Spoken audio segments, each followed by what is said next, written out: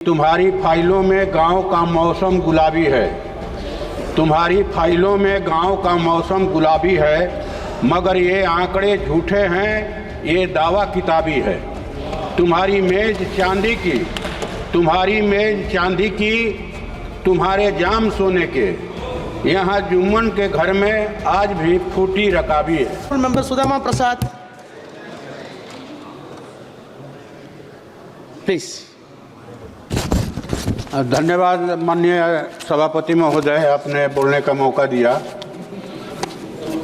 एक अदम गोंडवी की कविता है कि तुम्हारी फाइलों में गांव का मौसम गुलाबी है। तुम्हारी फाइलों में गांव का मौसम गुलाबी है, मगर ये आंकड़े झूठे हैं, ये दावा किताबी है।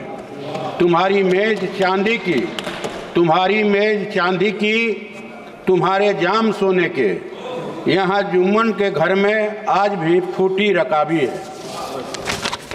महोदय, हमने तो सोचा था कि बैंकों के लेन देन के मामले में कोई अहम बदलाव इस बिल में आएंगे, लेकिन वो कहीं दिखाई नहीं पड़ा। हमारे एक माननीय सदस्य ने बताया सदन को कि पिछले वर्षों में 10 लाख करोड़ रुपया जो है बैंकों का वसूल किया गया। तो मैं एक ये भी आंकड़ा जानना चाहता हूं महोदय कि पिछले 11 वर्षों में कितने लोगों का बैंक का कर्ज माफ किया गया, ये आंकड़ा आना चाहिए। कर्ज वसूला गया आम आदमी से, आम किसानों से, छोटे मझोले दुकानदारों और कारखानेदारों से, और कर्ज माफ किया गया अडानी अंबानी सरीखे कॉरपोरेट घरानों के। तो ये बैंकों की पूंजी का प्रवाह कॉरपोरेट घरानों के तरफ है, आम आदमी के तरफ नहीं है। आम आदमी को लोन नहीं मिलता है।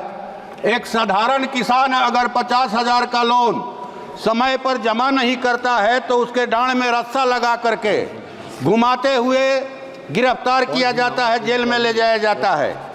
तो मुझे लगता है कि बैंकों की दिशा जो है, पूंजी का प्रवाह आम आदमी की तरफ किया जाना चाहिए।